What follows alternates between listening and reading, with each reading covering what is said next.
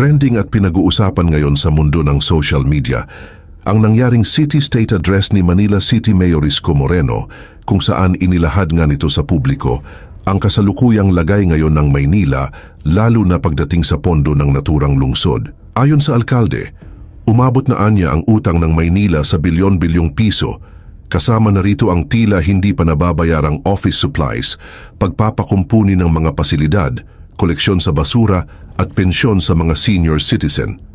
Samantala, bubuuin naman ang Task Force Facts of Fiscal Accountability, Cost Transparency and Spending upang ayusin ang pananalapi ng lungsod. Binigyang diin din ni Moreno na tanging essentials at necessary lamang ang pagkakagastusan ng iba't ibang departamento sa lokal na pamahalaan ng Maynila. Kaya't ayon naman sa komento ng ilan sa ating mga kababayan, tama lang yan. Pag walang maibalik i-freeze ang assets, bawiin lahat ng pwedeng bawiin at ikulong without bail hanggat hindi na ibabalik ang pera ng Maynila. Kunin ang mga property at ibenta pampalit sa mga ninakaw nila.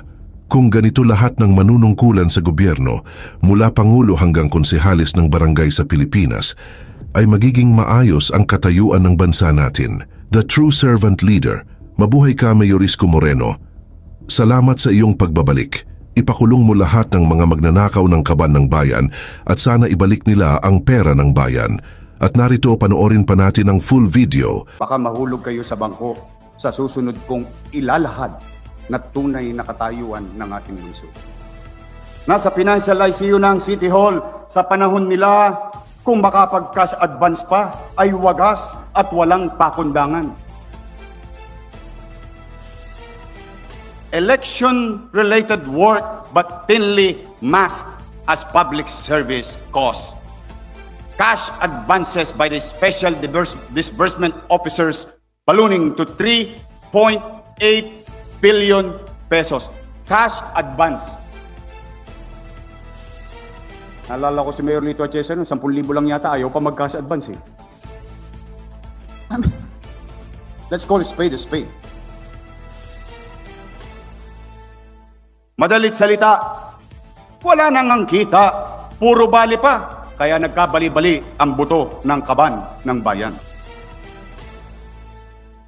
The total supplier payables increased to 7.4 billion. Alam niyo po, 1.8 billion plus o piso nito ay 2 taon nang binayaran. May kapabayaan? Binabayaan? O istapa? Mula January, mind you, I'm trying to be very specific that all of you here later on will be guided properly. Mula January hanggang May 2025, sa gitna ng kampanya, 21 na opisyal at empleyado ng City Hall nag-cash advance ng 2.1 billion pesos. January, Enero, Pebrero, Marso, Abril, Mayo, 5 buwan. Ano ang panahon na ito? Panahon ng ginamit sa kasama program, job order o JO at iba pang election-related services. Kumapit pa kayo. In just one day, they authorized one person to draw 3 checks in one day. Kaya siguro may bolt sa opisina ko. Isang tao lang. Isang araw lang, May 9, 3 days before election, pinag-cash advance ng 132 million pesos. Ayan po siya. Pogi.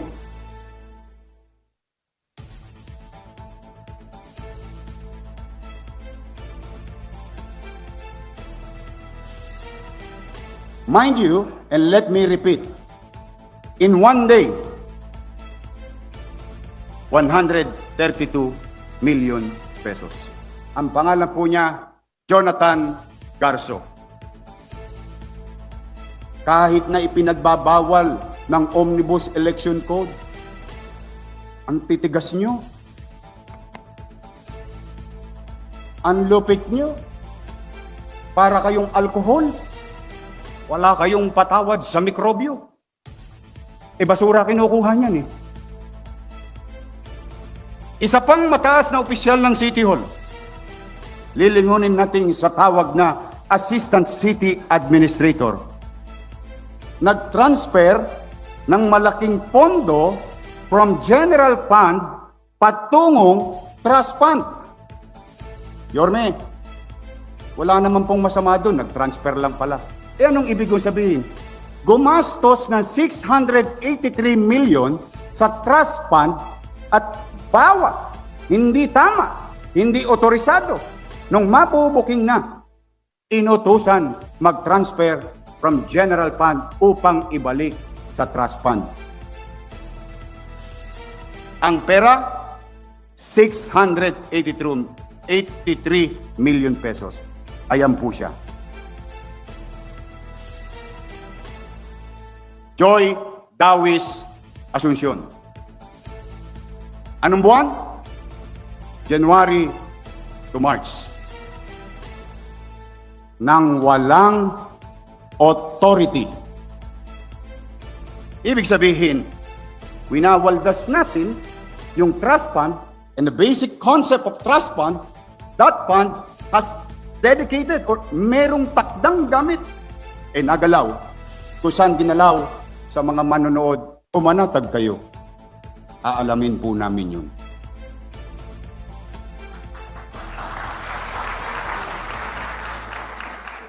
Sa kasagsagan ng eleksyon, isang empleyado ng City Hall, ang pangalan Fernan Bermejo. Nag-cash advance ng 641 million pesos, Councilor Jong Isip.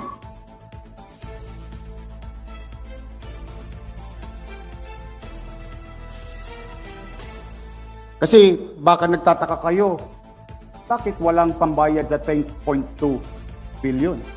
Service render, product receipt, product use, and so on and so on. Nasaan ang pera? Unti-unti ko nang ipinamumulat sa inyo kung nasaan ang cash. Ayan po siya. Kung kanina, si Joy Dawis, first honor. Ito po, magna cum laude.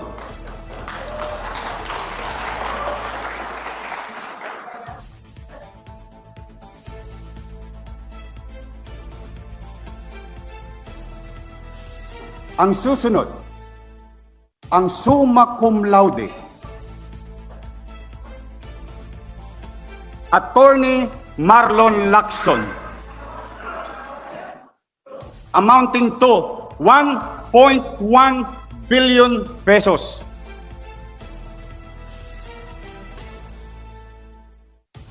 Sila ba'y may krimen na ginawa? Hindi ko po alam. Ano bang ginawa nila sa pera? Hindi ko pa po alam.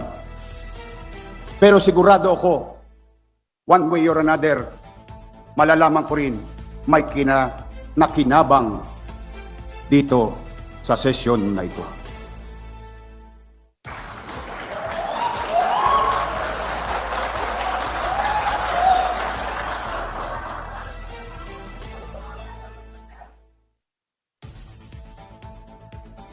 Before I continue, on a personal note, anong ginawa nyo naman sa Maynila? Wala na ba kayong konsensya? Puro na lang ba kayo si ako, paano ako? Wala na ba tayong kahihiyan? Nawala na ba sa atin yung pagmamalasakit sa kapwa? Puro kayo J.O. Tingnan nyo nangyari sa syudad. Makapagbintang pa kayo sa kampanya, wagas.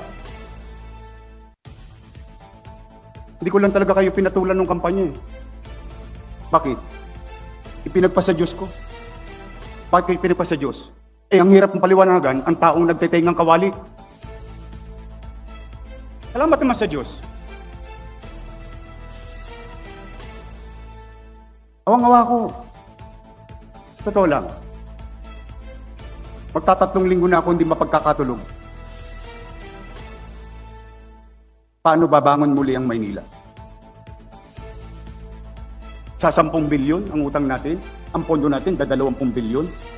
At the rate we're going, our PS services amounting to 60% of what? Of 20 billion? That's 14 billion. And you still have about 6 billion. And you have a bayarin at 10 billion. How can we operate? How can you... Madam Vice Mayor, makisuyo lang po. Bawal na po sana sa inyo ang Zoom session. Hindi na po pwede pa-zoom-zoom na lang ang konsyal habang nasa Boracay nagsesesyon.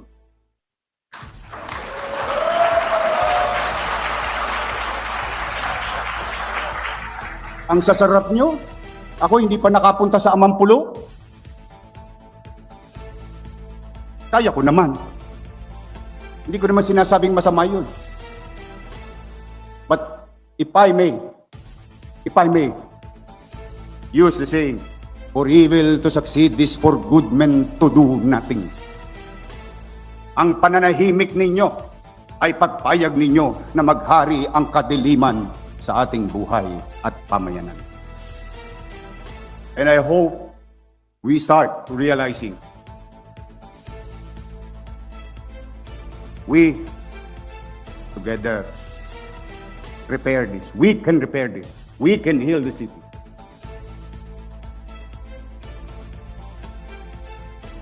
And if I may continue, pasensya na kayo. Ito na yata ang pinakamahabang maririnig ninyo na inaugural session. But, again, manatag kayo. Wala akong sinisisi. Inilalahad ko lang ang paktwal na katayuan ng ating lungsod. To these individuals, whether you are still in the City Hall or not, I'm ordering you to submit your truthful liquidation report in accordance with the government rules and regulations. You know the drill. You know the consequences of what you did. Para po sa kaibuturan ng ating mga kababayan. Kung manatag kayo, maitanong nyo dyan habang nagko-comment kayo sa Facebook, anong gagawin sa kanila? I already stated it. We'll just focus on first things first. The garbage crisis, the peace and order of the city, and we will go after them.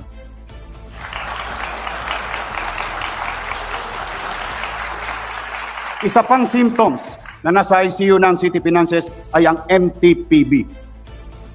Bago sa aking administrasyon na sinundan ko, the average income, yearly income of MTPB is 53.6 million pesos. Noong panahon ko, sa pamumuno ko, itinalaga ko si Direktor Dennis Biyahe at naging yearly income ng MTPB is 131 million pesos on average. Makikita ninyo, January to June, ang income bago nawala si Director Dennis Biyahe, nasa 73 million. On the same 6 months, ang naging income ng Maynila ay 56 million. You do the math. Saan napunta? Hindi ko po alam. Aalamin ko po. Pero, today, we have to give justice to a person because there is great injustice done to him. Ipinagpasinungaling na siya ay tinanggal. Para sa ating mga kababayan, hindi po siya tinanggal. Nag-resign po si Director Dennis Biyahe dahil dumarating na sa MTPB si Eddie at Patty. Now, what is the effect? The numbers don't lie. Hindi niya kaya. Bakit? Itinagubilin ko na pangalagaan ang ahensyang yaon. Pero pinagdudahan. Nino? Yung mga nandiyan dyan, sa tabi ng Office of the Mayor. Bakit? Kasi gusto na ni Congressman, ng 2 congressman,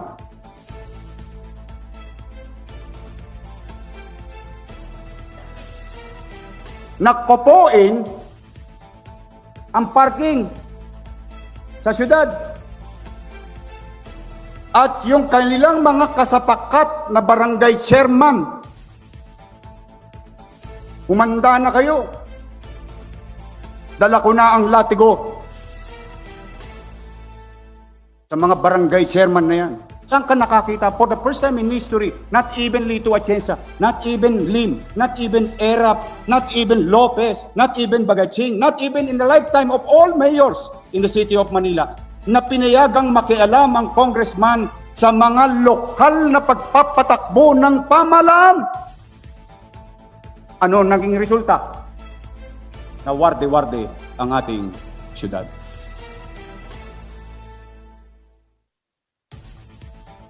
Kasi atat. Atat saan?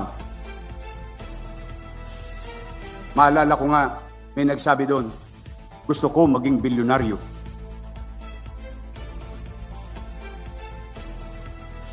Pakiramdam ko, natupad niya na ang pangarap niya.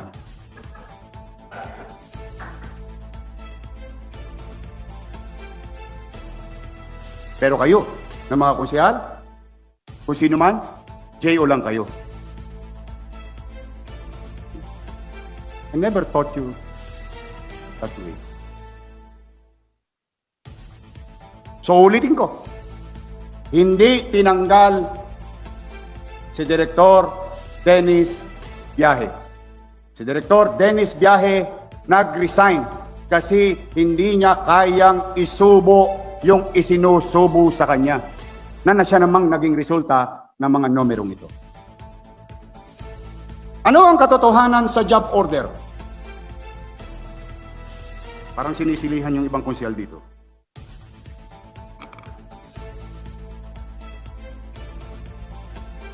Naging supersize ang job order. From 8,309, naging 9,830. 1,500 na tongpats. At ang kinuha pa, pinakamahal na JO. Simula lamang ng Disyembre 2024 hanggang Marso ng 2025. Maliwanag na ito ay katas ng election job fair. Marami sa mga barangay chairman, mga kagawad na nakinabang dito. Maliwanag din na umabot sa 217 million pesos ang kakailanganin kunin sa kaban ng bayan, karagdagang pampasweldo sa kanila. Wala po sila sa City Hall, nag-house to house po sila. Kaya dito, sa ganitong sitwasyon, inatasan ko na mga department head na magrekomenda lamang ng based on what is essential and what is necessary. Now, let's start healing and curing our city's finances. At sisimulan ko ang pakiusap na ito sa aking mga minamahal na lolo't lola na nandito, nanonood sa kanya-kanyang tahanan, nanonood dyan sa bulwagan. Ako po, ayon sa pag-aaral ng ating finance team, hindi po sustainable yung ginawang pagdoble sa inyo ng allowance. Kaya naman, yung dati-rating 948 million times 2 ay hirap na po ang syudad. Kaya po, ako na po ang nakikiusap. Mga minamahal kong lolo't lola, ibabalik ko po sa dating sitwasyon ang ating financial allowance sa mga senior citizen ng Maynila.